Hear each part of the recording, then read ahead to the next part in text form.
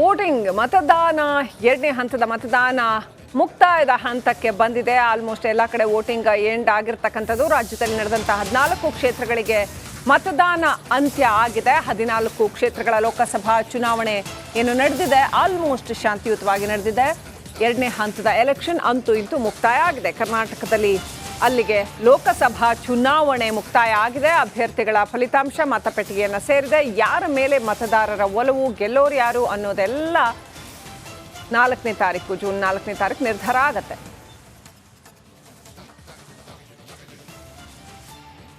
ಸಾಕಷ್ಟು ಕಡೆ ಅತ್ಯಂತ ವಯೋವೃದ್ಧರು, ವಿಕಲಚೇತನರು ಇವರೆಲ್ಲ ಬಂದು ವೋಟ್ ಮಾಡಿದ್ರು. ಸಾಕಷ್ಟು ಇನ್ಸ್ಪೈರಿಂಗ್ ವಿಜುವಲ್ಸ್ ಎಲ್ಲ ಕಡೆಯಿಂದ ಬಂತು.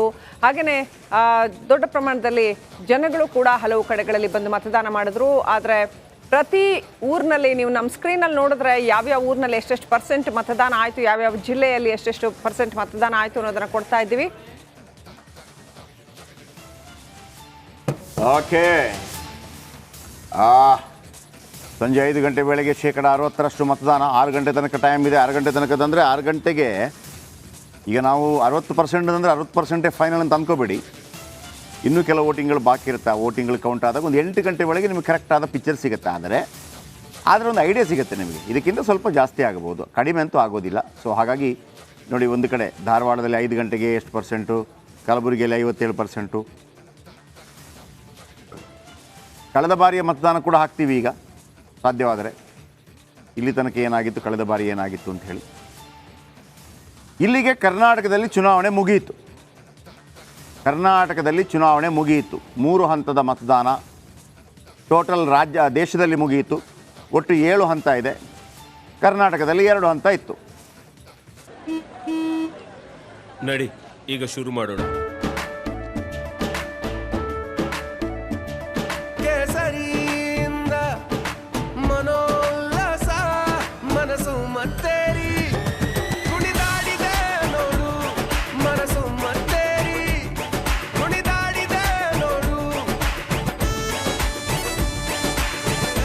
ಕ್ಷಣ ಕ್ಷಣವೂ ಆಚರಿಸಿ ಕೇಸರಿ ಹಬ್ಬ. ವಿಮಲ್, ಬಾಯಲ್ಲಿ ಹೇಳಿ ಕೇಸರಿ.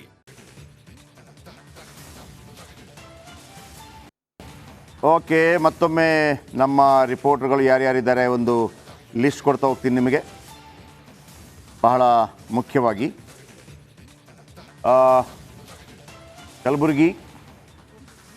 ಕಲಬುರಗಿಯಿಂದ ಓಂ ಪ್ರಕಾಶ್ ಇದ್ದಾರೆ, ನಾಗೇಂದ್ರ ಬಾಬು ಹುಬ್ಳಿಯಿಂದ, ರಂಜಿತ್ ಶಿವಮೊಗ್ಗದಿಂದ, ಮೈಲಾರಿ ಬೆಳಗಾವಿಯಿಂದ, ಮಾರುತಿ ಹಾವೇರಿಯಿಂದ, ಮಲ್ಲಿಕಾರ್ಜುನ ಮರಕಲೆ ಬೀದರ್ನಿಂದ. ಮೊದಲಿಗೆ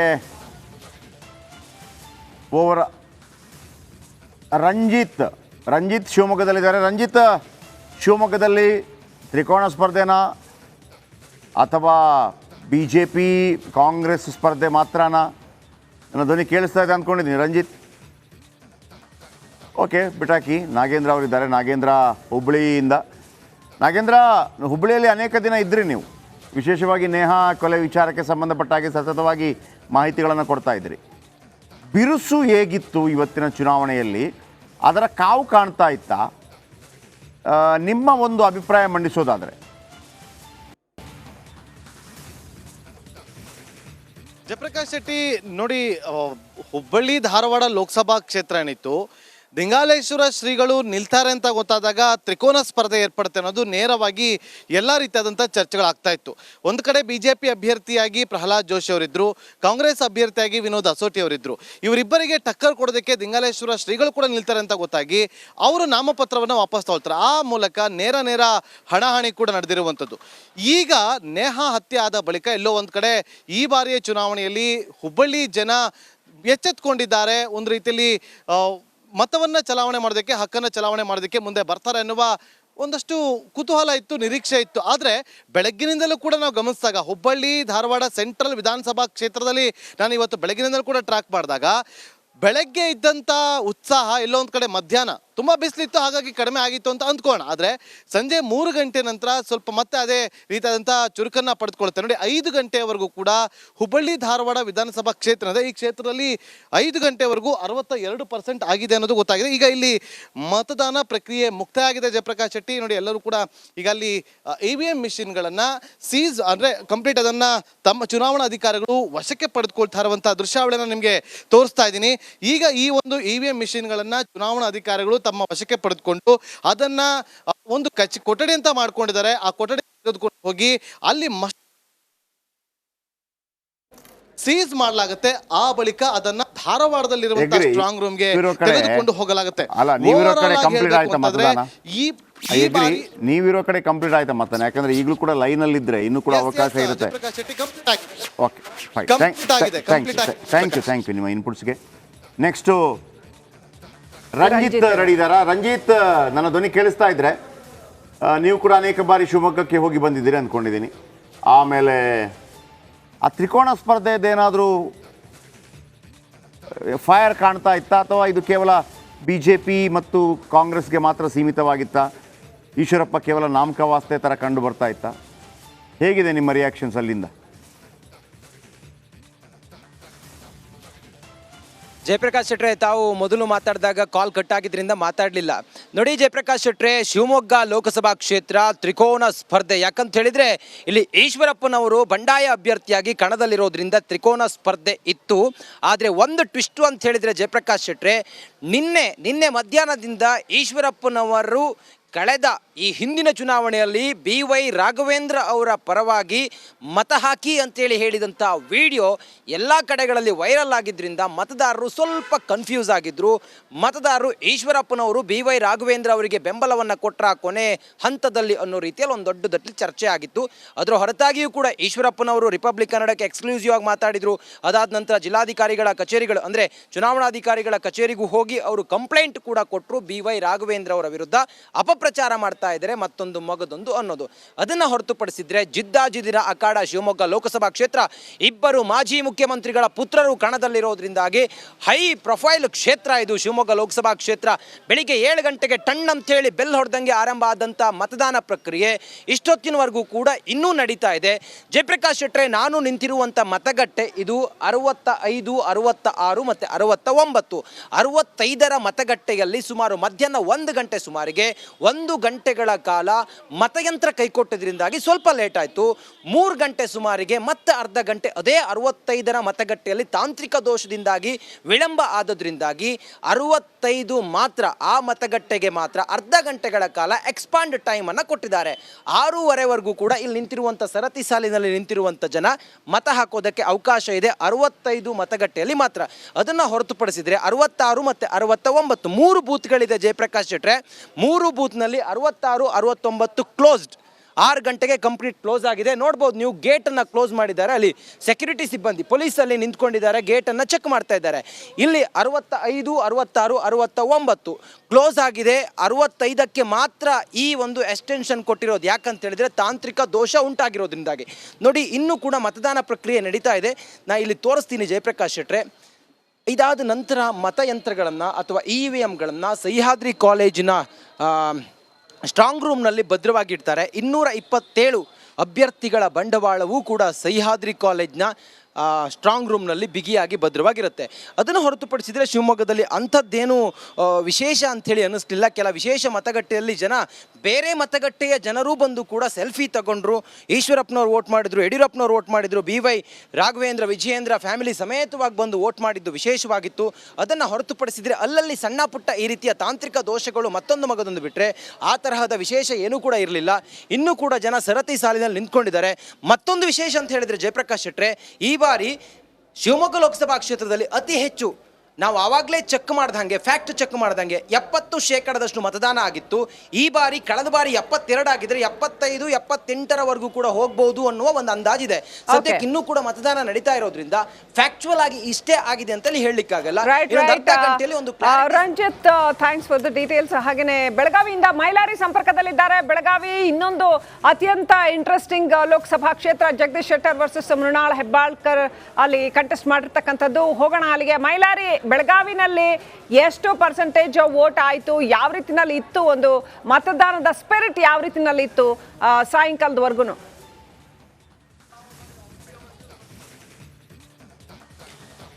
ಖಂಡಿತ ಶ್ರೀಲಕ್ಷ್ಮಿ, ಬೆಳಗಾವಿ ಕೂಡ ಏನು ತೀವ್ರ ಜಿದ್ದಾಜಿದ್ದಿನ ಕಣವಾಗಿ ಕೂಡ ಮಾರ್ಪಟ್ಟಿತ್ತು. ಸದ್ಯ ಬೆಳಗಾವಿ ಜಿಲ್ಲೆಯಲ್ಲಿ ಮತದಾನ ಪ್ರಕ್ರಿಯೆ ಮುಕ್ತಾಯವಾಗಿದೆ ಮತ್ತು ಸರತಿ ಸಾಲಿನಲ್ಲಿ ನಿಂತವರಿಗೆ ಮಾತ್ರ ಅವಕಾಶ ಇರುವಂಥದ್ದು. ನಾನಿರುವಂಥ ಸ್ಥಳ ಹುಕ್ಕೇರಿ ತಾಲೂಕಿನ ಹಳೆ ವಂಟಮೂರಿ ಗ್ರಾಮದಲ್ಲಿರುವಂಥ ವಂಟಮೂರಿಯಲ್ಲಿ ಇರುವಂಥದ್ದು.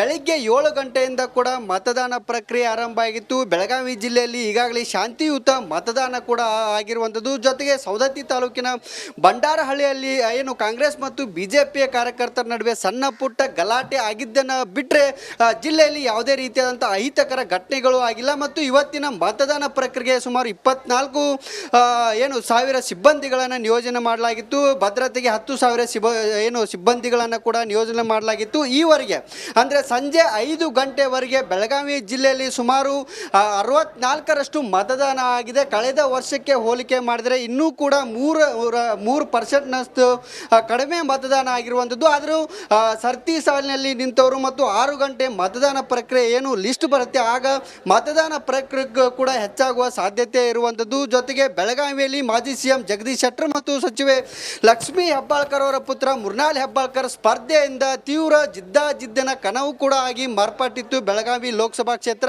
ಬೆಳಗಾವಿ ಜಿಲ್ಲೆ ಒಟ್ಟು 3 ಲೋಕಸಭಾ ಕ್ಷೇತ್ರಗಳನ್ನು ಒಳಗೊಂಡಿರುವಂಥದ್ದು. ಅದರಲ್ಲಿ ಚಿಕ್ಕೋಡಿ ಲೋಕಸಭಾ ಮತ್ತು ಕೆನರಾ ಲೋಕಸಭಾ ವ್ಯಾಪ್ತಿ ಬರುತ್ತೆ ಮತ್ತು ಬೆಳಗಾವಿ ಲೋಕಸಭಾ ವ್ಯಾಪ್ತಿ ಕೂಡ ಬರುತ್ತೆ. ಹೀಗಾಗಿ ತೀವ್ರ ಜಿದ್ದಾಜಿದ್ದಿನ ಕಣವಾಗಿ ಏರ್ಪಟ್ಟಿರುವಂತಹ ಈ ಕ್ಷೇತ್ರಗಳಲ್ಲಿ ಅಂದ್ರೆ ಮಾಜಿ ಸಿಎಂ ಜಗದೀಶ್ ಶೆಟ್ಟರ್ ಇರ್ಬೋದು ಅಥವಾ ಕಾಂಗ್ರೆಸ್ನ ಅಭ್ಯರ್ಥಿ ಮೃಣಾಲ್ ಹೆಬ್ಬಾಳ್ಕರ್.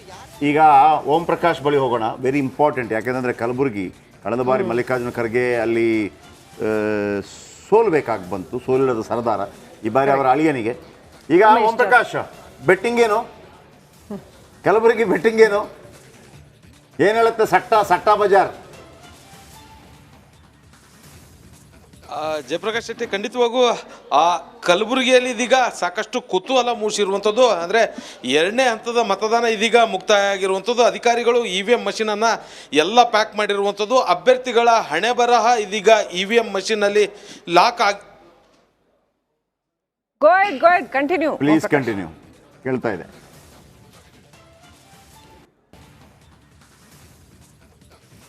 ಮಧ್ಯದಲ್ಲಿ ಓಕೆ, ಮಲ್ಲಿಕಾರ್ಜುನ್ ಮರಕಲ ಇದ್ದಾರೆ. ಮತ್ತೊಂದು ಕಡೆ ಖೂಬಾ ವರ್ಸಸ್ ಖಂಡ್ರೆ, ಹಿರಿಯರು ವರ್ಸಸ್ ಕಿರಿಯರು. ಕಳೆದ ಸಲ 1,16,872 ಮತಗಳ ಅಂತರದಿಂದ ಖೂಬಾ ಅವರು ಸೀನಿಯರ್ ಖಂಡ್ರೆ ಅವರನ್ನು ಸೋಲಿಸಿದ್ರು. ಈ ಬಾರಿ ಜೂನಿಯರ್ ಖಂಡ್ರೆ. ಇಲ್ಲಿ ಹೇಗಿದೆ ಸಟ್ಟಾ ಬಜಾರು? ಏನಾದರೂ ನಡೀತಿದೆಯಾ? ಸಾಧಾರಣವಾಗಿ ನಡೆಯುತ್ತೆ ಈ ಮಂಡ್ಯ ಭಾಗದಲ್ಲೆಲ್ಲ ಭಾಳ ಜಾಸ್ತಿ. 5 ರೂಪಾಯಿಗೆ ಒಂದು ಆ ಥರ ಅಂತಂದರೆ 1,000 ಕಟ್ಟಿದ್ರೆ 5,000 ರೂಪಾಯಿ. ಇದು ನಾನು ಓಪನ್ ಆಗಿ ಕೇಳಬಾರ್ದು, ಆದರೆ ಆ ಥರ ಒಂದು ಜೋಶ್ ಇರುತ್ತೆ. ಮಲ್ಲಿಕಾರ್ಜುನ್,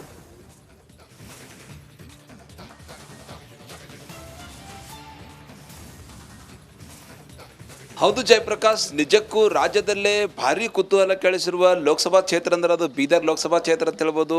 ಬಿಸಿಲು ನಾಡು, ವಿಶ್ವ ಶರಣರು, ಸೂಫಿ ಸಂತರು ಬಾಳಿ ಬದುಕಿದಂಥ ಈ ಒಂದು ಲೋಕಸಭಾ ಕ್ಷೇತ್ರದಲ್ಲಿ ನಿಜಕ್ಕೂ ನೀವು ಅಂದಂತೆ ಸಾಕಷ್ಟೊಂದು ಈಗಾಗಲೇ ಸಟ್ಟಾ ಬಾಜಿ ಏನದಂದ್ರೆ ಸಾಕಷ್ಟು ಕಡೆ ಸಟ್ಟಾ ಬಾಜಿ ಆಯಾ ಕಾಂಗ್ರೆಸ್ ಪಕ್ಷದ ಮುಖಂಡರಿರ್ಬೋದು, ಒಂದು ಕಡೆ ಅಂದ್ರೆ ಕಾಂಗ್ರೆಸ್ ಪಕ್ಷದಾಗ ಮುಖಂಡರಿರ್ಬೋದು, ಸಾಗರ್ ಖಂಡ್ರೆ ಅಭಿಮಾನಿ ಇರ್ಬೋದು, ಮತ್ತು ಇನ್ನೊಂದು ಕಡೆ BJP ಪಕ್ಷದಿಂದ ಕೂಡ ಟೋಟಲಿ 3ನೇ ಬಾರಿ ಹೆಟ್ರಿಕ್ ಏನಂದ್ರೆ ಗೆಲುವು ಭಗವಂತ ಖೂಬಾ ಅವ್ರು ಗೆಲ್ತಾರ ಅಂಬೋದು ಉತ್ಸಾಹದಲ್ಲೆಲ್ಲೋ ಒಂದು ಕಡೆ ಗೊತ್ತಾ BJP ಮುಖಂಡರು ಇದ್ದಾರೆ ಅಂತ ಹೇಳ್ಬೋದು.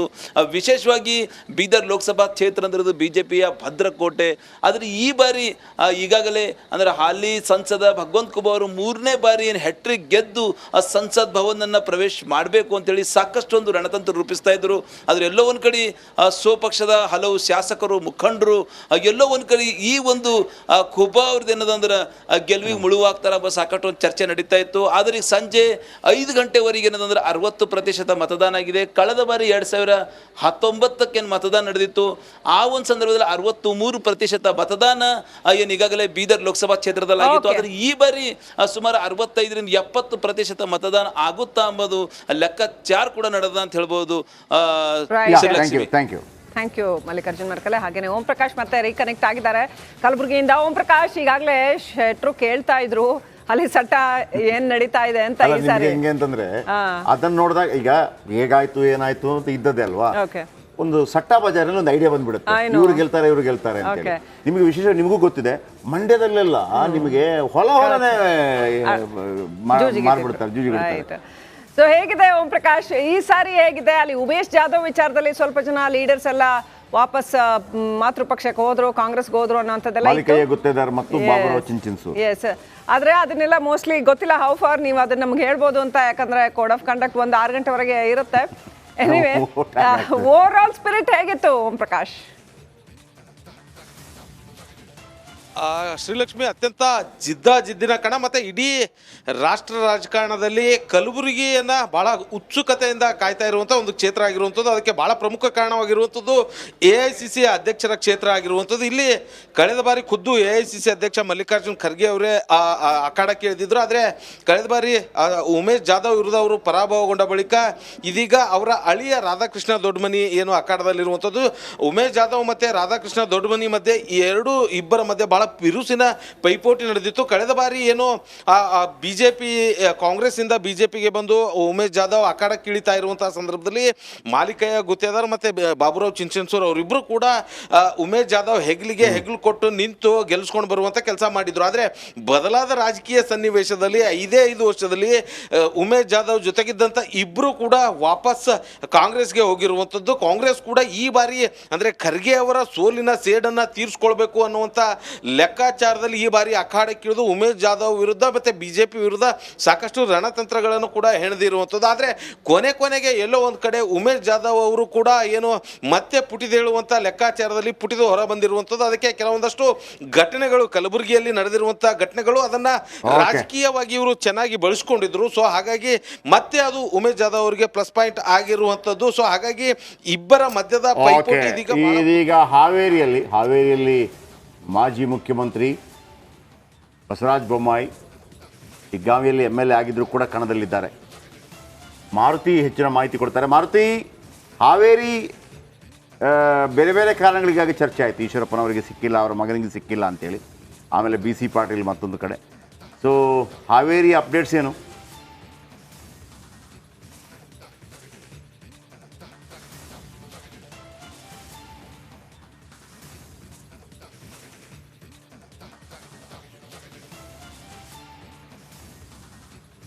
ಮಾರುತಿ ಕೇಳ್ತಾ ಇದೆಯಾ? ಓಕೆ, ಎಲ್ಲ ಕಡೆ ಮತದಾನ ಬಹುತೇಕ ಮುಕ್ತಾಯಗೊಂಡಿದೆ. ಆದರೆ ಯಾರೆಲ್ಲ ಆಲ್ರೆಡಿ ಬಂದಿರ್ತಾರೆ ಮತದಾನ ಕೇಂದ್ರಕ್ಕೆ, ಅಲ್ಲಿ ಅವರು ಮತದಾನ ಮಾಡೋ ತನಕ ಅದು ಓಪನ್ ಇರುತ್ತೆ. ಹೊಸದಾಗಿ ಆಲ್ರೆಡಿ ಲೈನಲ್ಲಿದ್ದರೆ ಆಮೇಲೆ ನಿಂತು ಹೋಗ್ಬಿಡುತ್ತೆ.